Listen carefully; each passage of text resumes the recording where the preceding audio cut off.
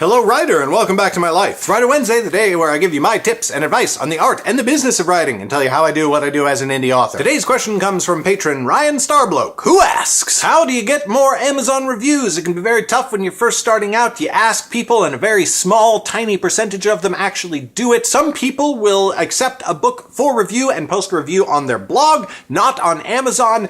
How do you deal with all this stuff? I have to say, I was astounded that I had not previously made a video on this subject because it is a big question that a lot of new authors ask. I know that I've talked about it before, but I must have done that on podcasts or something because this is the first time I'm talking about it on video. So Amazon reviews, let's break them down as a subject. First of all, how important are they? Super important, turns out. Super crazy, wow, very such importance. You want Amazon reviews. You want a lot of them. You want as much as you can possibly get. There are a few thresholds to Amazon reviews that really seem to matter. Once you get 50 reviews on a book, that is when Amazon starts entering you into their algorithm as somebody to promote. That is when they will start emailing people that your book should be checked out. They will notify people. They'll start putting you in also bots. 50 reviews seems to be, based on the best data that we have, the magic number for that sort of promotion to start happening from Amazon. 3-digit reviews, in other words, 100 reviews or more, seem to be a very magical number in terms of advertisements. When you're running ads, whether you're running them on Amazon itself or on Facebook, 100 reviews seems to make a giant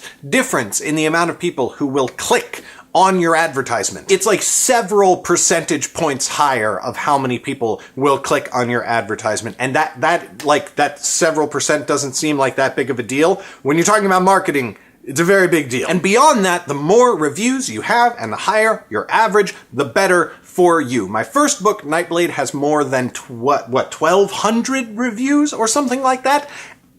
It's very easy to market and advertise that book with that many reviews. But how did I get that many reviews? The very astute observer looking at my book Nightblade on Amazon will notice that the next book, Mystic, has a couple of hundred reviews, but nowhere near as many as the first one. Well, I did that with a marketing strategy that is no longer really possible or no longer obeys Amazon's terms of service. And this is very unfortunate because it's not really something that people can do anymore. Back in the Wild West days of indie authordom, kind of a lot of people were doing this. Now, you can get flagged from Amazon if you do it. So what I used to do was basically give people a free copy of Nightblade if they joined my email list, and then I would offer them a free copy of Mystic if they would then go and review Nightblade on Amazon. And then I paid for lots of Facebook ads that got people to sign up for my email list, which put them through that autoresponder that would ask them to do that. Now,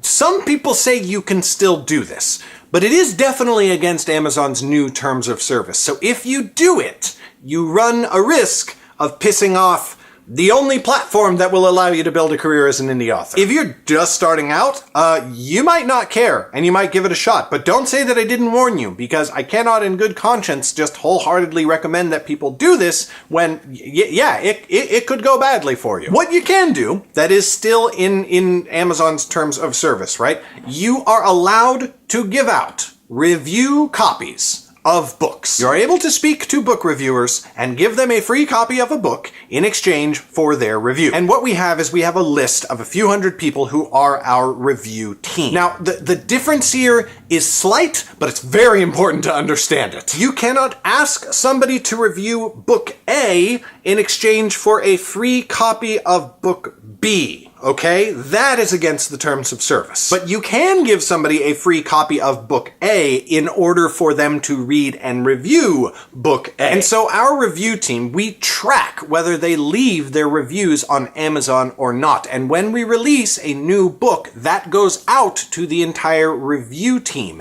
And then once they have left their review, we mark them as a done, and they are then eligible to receive the next book. They are our review team. They receive free copies of every book in order to review those copies as soon as they come out. So that seems like a really easy solution, right? Well, I'll just offer free copies to a bunch of people on my list in order to get them to review it. Well, if you have tried this, you will see that it is not that easy. Even people on that review team will not do it. We will add new people to the review team decently often, and they will just get the first free book and never leave a review. so they never end up getting the second one or anything else later in the series. The best way that I have found to do this, to actually add people onto the review team who will then leave reviews, is to reach out to people who are already engaged, active members of your community. You can do this on a bunch of automated email software, but if somebody actually replies to your emails, doesn't just open, doesn't just click on the link, but replies to your emails,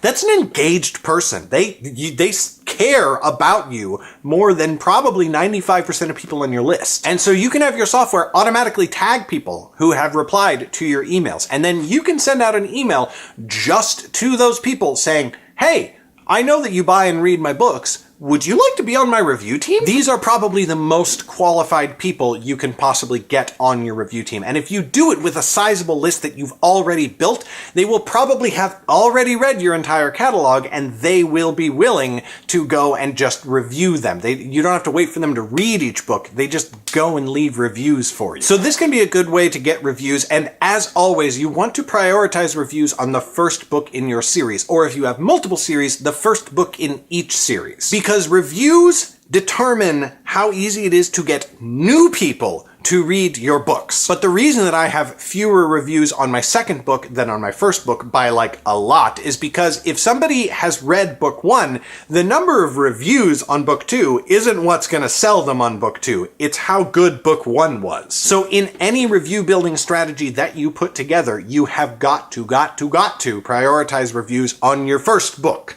Not the entire series. Yes, that's good. That's very helpful. But your first book, top priority always. Now, one other little subject in Ryan Starbloke's question is people who, book bloggers who will read your book and review it on their blog, but not also drop that review on Amazon. These are two different things. Book blog reviews are not serving the same purpose as Amazon reviews. To be 100% honest, you are playing a numbers game with Amazon reviews, and you don't care what's in those reviews, because the number of reviews and your average rating on your Amazon reviews is 15 times more important than the content of your reviews. Something like 4% of Amazon shoppers will ever actually read the reviews on a book. They will only look at how many reviews it has and what's the average rating. If a book blogger has reviewed your book on their blog, that is great.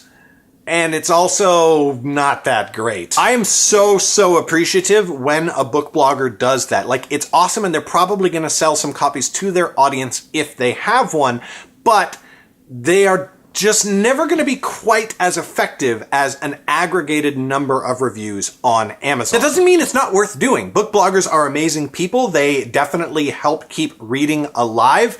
I wish that they partnered with indies more, but based on the percentage of indie books that are, not edited and all that sort of stuff, I understand why they don't. So I will always, if any book blogger or booktuber, a YouTuber who reviews books, if any of them ever reach out wanting a free copy of my book, absolutely, I'll send it right away. If they sell 2 copies of that book on their review, then that's a profitable activity for me. But I don't go around chasing down book blogs and booktubers and seeing if they will review my books, because it's just not the right time versus time investment versus what you get back. So in summary, book bloggers and booktubers are not the same thing as Amazon reviews, and you should recognize that their posts are valuable in their own way, but you should not try and pressure those people to leave Amazon reviews as well. You should try to put together a review team of people to review your books and prioritize them reviewing the first book, and you should always try to get as many reviews as possible on the first book in each series so that your series is as easy to start for a new person as possible. Thank you so much to Ryan for the question. It was a good one. Hope you and others found the answer helpful. Reminder to everybody else watching that Ryan and my other $5 patrons on Patreon get all of these videos 2 weeks in advance and are also the only people who are allowed to